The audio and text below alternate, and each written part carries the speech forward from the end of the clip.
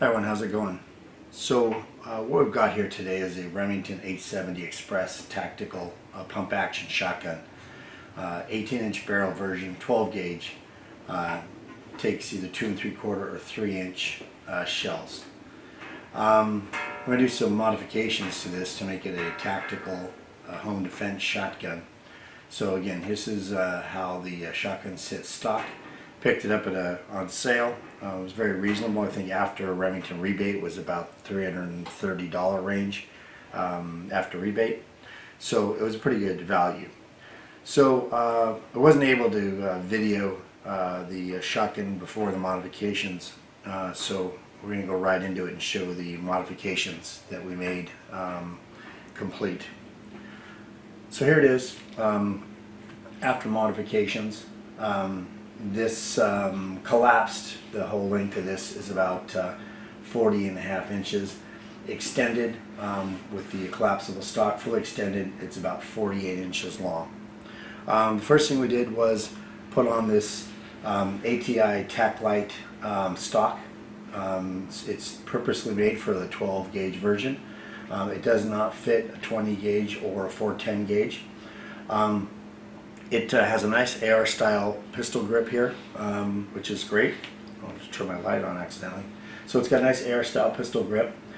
It has a removable cheek rest right here, so it doesn't have to stay on. A couple set screws on each side, and the cheek rest comes off if you don't need that. If you're not going to put any type of optic or sight or something on here, you probably don't need it. I'll probably end up taking it off, but it is an optional removable cheek rest. It's got an 1.25 inch, very thick 1.25 inch recoil pad here on the back, which is very nice. One of the thickest ones they make comes with this stock. It also has a QD mount on both sides, so that's nice if you're going to sling right here. So it's got a nice sling point.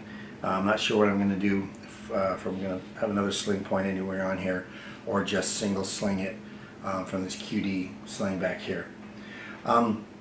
It's got a nice 6-position stock. So again, very nice 6-position stock. From the metal part of the back of the shotgun to the back of the pad collapsed is about 12.5 inches. Extended all the way, it extends total here is about 16 inches. So there's about 3.5 inches of adjustment in here over six positions, which is nice. Next modification we did was to put on this Mesa Tactical shell carrier. It's called a sure shell carrier. It's all aluminum construction. It has a built-in Picatinny rail on here. Attaches through the shotgun using the takedown pinpoints on here. It originally came in all black anodized, and I shot this with FDE with the Brownell's Duracoat finish, and it's holding up pretty well. So I wanted to give it a little bit of bling and shot it in FDE. So this makes it's side rail carrier, 6 shell carrier. Again, left this aluminum part in black, and then just painted the rail section. The rail section on here is about 5.5 inches long. And what's nice is it's got a built-in shell tensioner in here. They give you 2 of them, a softer one and a harder one. Piece of rubber tubing that allows you to adjust the tension basically between these 2. People have said depending on the weather, if it's hot or cold, you know, if it contracts, you know, the shells may come loose. So anyway, really happy with this. It was another good modification. Next, the forend here. This is a Magpul MOE M-Lok forend. The part number is MAG496-FDE. It's an M-Lok one, so I was able to put a little polymer rail section on here for the light. So happy with this one. The light itself is a primary arms ultimate weapon light Gen 3. Overall length of this light from the end to back here where the cable harness attaches to this rubber grommet, this is about 8.5 inches long. So it's not a very small light. It's long. but it really works very well. I'm very happy with the amount of light it throws. It's great. There is a polymer M-Lok rail section in here that's holding the light down. This rail section is about 3¼ inches long. It's a 7-slot. Allows me to mount the light. I'm a left-handed shooter, so mount it on this side, and I can control it on the other side. So on the other side, I have the primary arms. It's their tape switch. It's the light tape switches on here. I made a modification myself.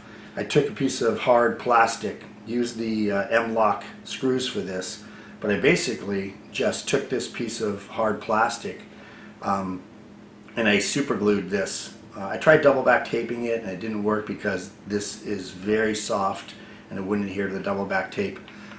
So I didn't want it to extend up on another rail section, so I was able to mimic and take a piece of very hard dense plastic, cut it to fit, and it works very well on here for this tape light switch. Last modification is this 3T Tactical 2-shot magazine extension tube breacher. The overall length of this thing from the end of the knurled section here is about 8 3/4 inches in diameter. 8 3/4 inches long. It's 1 inch diameter. It has a really nice knurled end on here, and it's very well made. I'm very happy with it. The breacher length itself says is about 3 inches. The depth of the breacher is actually about 2¼ inches where it's closed off. This is a 2-shot, 2-shell extension breacher. The overall length that extends above the barrel, beyond the barrel here, is about 6 3/4 inches. So again, really happy with the way that this build turned out. You know, it looks nice. It functions nice.